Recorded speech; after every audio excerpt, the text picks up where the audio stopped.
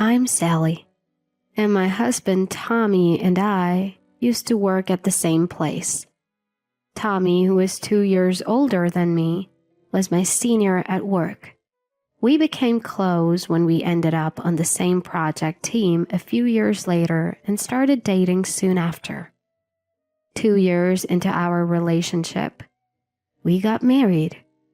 After our daughter was born, I decided to quit my job. I loved my work, but my mother-in-law told Tommy that it was strange for a daughter-in-law to be working. So Tommy asked me to focus on household chores instead. From then on, I became a stay-at-home mom. We had our occasional fights, but overall we lived a peaceful and happy life. Then, one day, when our daughter was in elementary school, Tommy came home from work in the middle of the day. This was unusual, so I asked him what happened. It happened so suddenly that I asked him what was going on, and he answered, "Not only was the job hard, but I was also being harassed by my boss, which caused me to become depressed. I consulted with a doctor at the hospital. I quit my job because someone told me I should quit." When I pressed for details, he explained, "My job was tough, and I was also facing harassment from my boss. I've been diagnosed with depression. The doctor advised me to quit, so I did." He also told me, "I don't want you to have any more contact with anyone at the company." I felt so bad for not realizing that Tommy was so traumatized. It was really heartbreaking that Tommy was in so much pain and he couldn't notice. I felt terrible for not noticing how much he was struggling. I thought it would be best for Tommy to take some time off to recover. Our income took a hit, but I believed we could manage with some budgeting and my savings from before we got married. Above all else, I thought it was important that Tommy recover mentally and be able to return to society. However, 6 months passed, and Tommy's condition didn't improve. We started using my savings to cover his medical expenses. I decided to take up a part-time job to help out. I thought that once Tommy returned to work, I could save my part-time earnings. Our daughter was now old enough to help with chores, which was a big relief. I did my best to take care of housework and work to the best of my ability so as to not burden Tommy. But Tommy's depression didn't get better. Of course, I knew it wouldn't heal that quickly. He would go to the clinic during the day and come back in the evening, only to laze around in the house. He seemed fine when talking and eating, so it was hard to tell if he was improving. I suggested trying a different clinic, but he said he was fine with the current one. "Just stay as you are," was all he said. I once saw Tommy watching TV and laughing, so I asked, "Maybe it's time to start looking for a job?" His face turned stern. "Just thinking about it makes me feel sick and nauseous," he replied. I didn't want to force him into work, especially since he's sick. But the financial strain was getting to me, and I started getting annoyed at Tommy's little comments. Even when I rushed home from my part-time job to make dinner, Tommy would sprawl on the sofa and say, "Is dinner ready yet? I'm starving." I couldn't help but wonder why I had to rush home from work to cook for Tommy, who had been home all day. After meals, Tommy wouldn't even take his dishes to the sink. Clothes were strewn around the living room, and the dishes from the lunch I prepared were still on the table. I was torn between being understanding because Tommy was sick and wanting him to at least do these small things. Then, another problem arose. I came home from work to find my mother-in-law in the house. "What are you so surprised about? Can't I visit my own son?" she said. I quickly replied, "That's not what I meant." She continued, "Why didn't you tell me Tommy is depressed? I had no idea." Honestly, what should I say? I had doubts. I wondered, shouldn't Tommy be the one to tell her? As I sighed, she glared at me. You're taking good care of my son, right? If you had been supportive, this wouldn't have happened. Do you understand? She's been like this since we got married, blaming me for everything. If anything happened, it was all my fault. I was subjected to old-fashioned harassment many times. I used to visit the in-laws often, but her constant harassment made me distance myself. Tommy didn't care and let her harass me. But he also didn't mind when I wanted to distance myself from her. Her attitude of indifference worked to my advantage, and even when I told her that I wanted to leave my mother-in-law, she didn't seem to care, saying, "Well, it's fine." I was able to open it. For a while, life was peaceful. But now that Tommy is home during weekdays, mother-in-law has been coming over daily. Even though my mother-in-law comes over, she doesn't lift a finger to help. She and Tommy eat the lunch I've prepared, leave their dishes, and just lounge around, making the house even messier. Cleaning has become a real chore. Since my father-in-law passed away, it's just mother-in-law in the in-laws' house.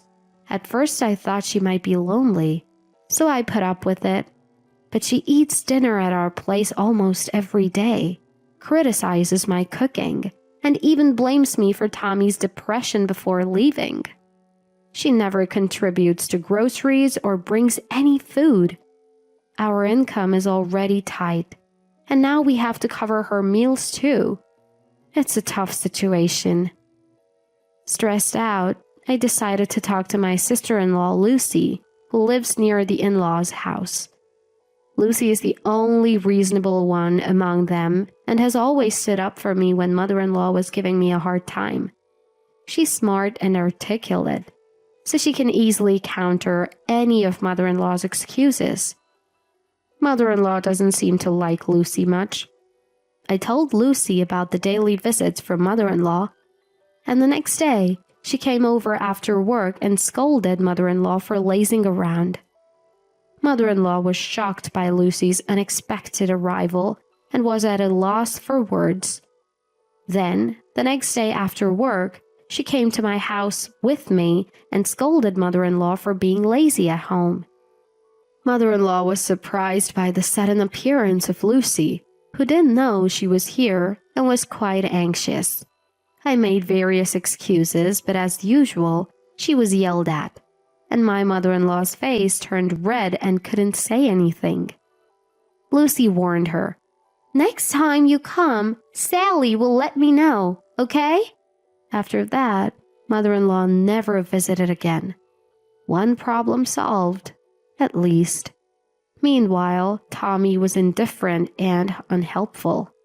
Even after mother-in-law stopped coming, he became increasingly lazy. With my dwindling savings and income, it was hard to cover living expenses and rent for 3 people. I was really struggling. I don't want to force Tommy to work, understanding his illness, but something had to change. I have to somehow get Tommy to work. I suggested changing his psychiatrist, but he wasn't interested. "Anywhere I'll go, it'll be the same," he said. I prepared some candidate hospitals and gave them a pamphlet, but they said, "You can stay with your current hospital." I offered to go with him, but he still wasn't interested. I started to doubt if Tommy really wanted to get better. My doubts turned into mistrust. First, I called a mental health clinic where Tommy said he was getting treatment. I wanted to know about Tommy's current situation. I found out he had only visited once a year ago and never returned. The next day, I followed him and discovered he was buying lottery tickets instead of going to the clinic. I checked his wallet that night and found a bank statement showing transfers from mother-in-law. It turns out that Tommy's lottery ticket money is given to him by mother-in-law. My mistrust in Tommy grew. I contacted a former colleague to find out why Tommy had quit his job. I had to do it secretly because Tommy had told me not to contact them. What the colleague told me was completely different from Tommy's story. It all started with a big mistake Tommy made at work, which he tried to cover up. However, when Tommy's boss found out, Tommy got scolded and lost his temper. He ended up arguing with his boss and stormed out, resignation letter in hand. Days later, Tommy kept calling the company claiming, "This is workplace harassment. You've damaged my mental health. Pay me compensation." The company was quite bothered by this. Of course, the company rejected all of Tommy's demands.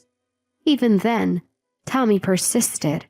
When the company's legal advisor reached out to him, Tommy said, "The company made me sick. I'll get a medical certificate," and hung up. After that, he suddenly stopped contacting them. I had a hunch about what happened. Most likely, Tommy went to a psychiatrist after saying he'd get a medical certificate, but couldn't get diagnosed with depression, so he couldn't get the certificate. That's probably why he stopped contacting the company. Eventually, he got tired of working. He took advantage of my kindness, lied about going to the hospital, and lived a lazy life. I was beyond angry. I was disgusted.